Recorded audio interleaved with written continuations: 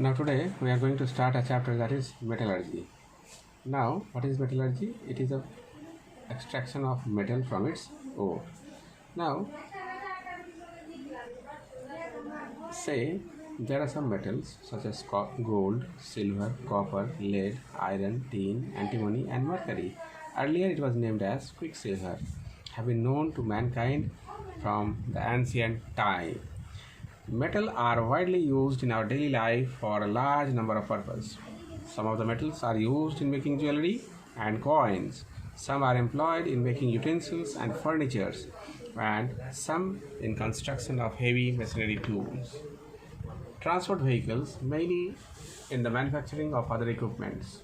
Metal often find applications as catalyst in various industrial processes such as hydrogenation of vegetable oil, manufacture of ammonia, sulfuric acid, nitric acid, dyes, drugs, etc. Metal, though in a small quantities, also have been recognized as essential for various biological processes. For example, iron is a constituent of blood pigment called hemoglobin. Zinc is present in insulin. Cobalt is present in vitamin B12. Magnesium is present in chlorophyll. Metals are defined as elements which form positive ion by the loss of electron. Say a metal such as sodium. Its atomic number is 11 and its electronic configuration is 281. Now what the sodium will do? Sodium will lose one electron to gain one charge, that is Na plus. Now non-metals, though small in numbers, plays a very vital role in our daily life. Hydrogen, the lightest element known, is used in the hydrogenation of vegetable oils to make ghee, as a fuel and in manufacture of compounds. It is also essential part of organic compound. Protein, fat, carbohydrate, enzymes, vitamins, etc. are all compounds of carbon and are essential for the growth and development of living organisms. The presence of oxygen gas in air is essential for the respiration and combustion. Nitrogen is the most abundant element present in the atmosphere. Its presence in air reduces the rate of combustion. Due to its inertness, it is also used to preserve food. Life would not have been possible in the absence of non-metal like carbon, oxygen, nitrogen and hydrogen. Now certain elements which shows the properties of both metal and non-metal, they are called metalloids. They are boron, silicon, germanium, arsenic, antimony, beryllium, polonium. Now position of metals and non-metals in the periodic table. Metals are placed in the left hand side of the periodic table, whereas non-metals are placed in the right hand side of the periodic table. And say they are placed just like a zigzag in the periodic table. Now see, there are some metals such as potassium, calcium, magnesium. Potassium, this is your sodium, calcium, magnesium, then aluminium, then zinc, iron, then lead, hydrogen, then copper, mercury, silver and gold. Gold is placed at the last, that means it is least reactive metal. It is least reactive metal. Those metals which are present just above the hydrogen, they are called the reactive metals. Those which are present just below the reactive metal, they are the least reactive metals. Now they do not displace hydrogen. They do not displace hydrogen from the acid. Now see, hydrogen, though a non-metal, has been included in the series because it can be positive ion. It can form a positive ion.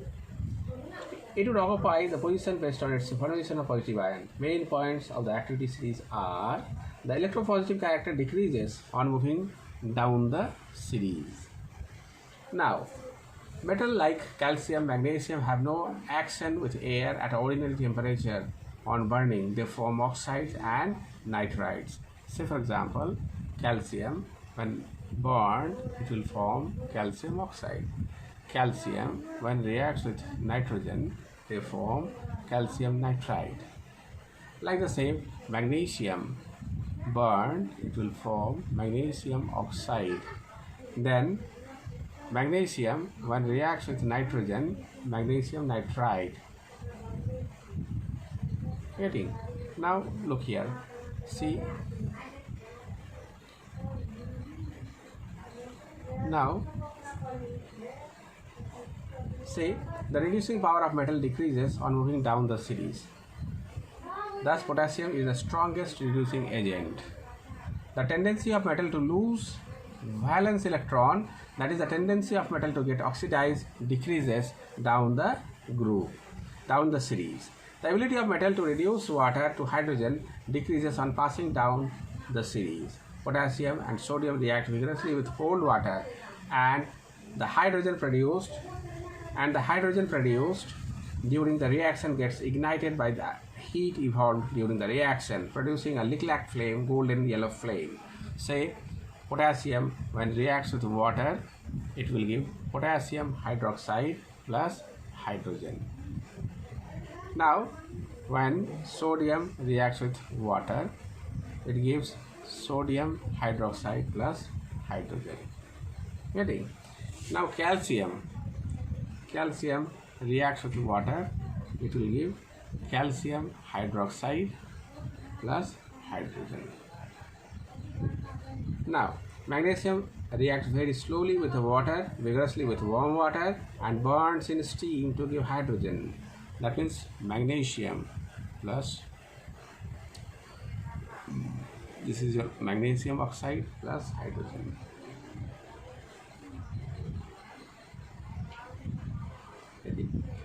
Now, aluminium reacts with steam, zinc reacts with steam, iron reacts with steam.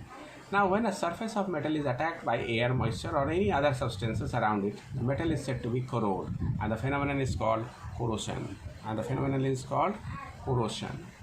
Now, alkali metals such as sodium, potassium react with air to form oxides. These react with water in the presence of air to yield hydroxide, which slowly absorbs carbon dioxide from air to form carbonates. Say for example, when sodium reacts with oxygen, sodium oxide. Now when this sodium oxide reacts with water, gives sodium hydroxide. Now when this sodium hydroxide reacts with carbon dioxide, it will give sodium carbonate plus water. Now reactivity metal like sodium and potassium is kept in a kerosene oil. Why? As they easily react with moisture and air. Now this is a very, very important question. You all have to read this question nicely. Say why sodium and potassium are kept under kerosene oil. Aluminium and magnesium form white colored oxide on exposure to the atmosphere. Iron forms hydrated oxide, which is brown in color, called rust. That is Fe2O3.X molecules of water. Rusting is a slow oxidation of iron by atmospheric oxygen in the presence of water. Now, iron when comes in contact with moist air react to give rust, which is a brown powder, mainly hydrated iron 3 oxide. That is Fe2O3.X molecules of water. Now, rust is a soft powdery material which easily falls off from the surface of iron, and hence it further exposed to inner part of iron metal to air and moisture for further rusting. Thus iron gets damaged. It is a wasteful reaction. It may lead to the collapse of bridge, building, leakage of roof, and other harmful consequences. Now, white deposit is formed on the surface of lead when it comes in contact with moist air. It is a mixture of lead hydroxide and lead carbonate. It is a mixture of lead hydroxide and lead carbonate.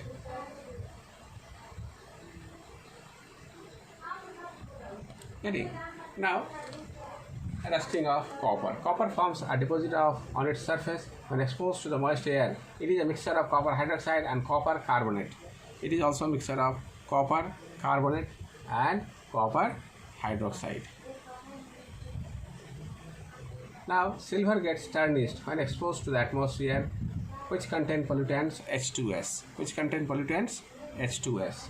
Now, and forms a black coating of Ag2S, silver sulfide. Getting? Now, noble metals such as gold, platinum do not corrode easily. Now, in addition to the presence of oxygen and moisture, it is noticed that metal which placed higher in the activity series corrode more easily. Now, dissolved salts in water acts as electrolyte and enhances the rate of corrosion. The presence of metal, which is less reactive than iron, increases the rate of rusting of iron, since it will favor the more reactive metal like iron to lose electron and gets oxidized. Due to this reason, galvanization is preferred to tin in the presence of rusting of iron. The presence of pollutants such as nitrogen dioxide and carbon dioxide increases rusting. Rusting of iron can be prevented by oiling, greasing, painting, galvanizing, chrome plating, anodizing, and making alloys. Now, all metal above hydrogen in the activity series reduce hydrogen ion from dilute HCl or dilute H2SO4 and give out hydrogen. So, for example, when zinc reacts with, zinc reacts with H2SO4, then it will give zinc sulfate plus hydrogen. Getting? These reactions are very, very important. What you all have to do, you all have to read those reactions nicely and try to write the question and answers which are given in the exercise. Getting?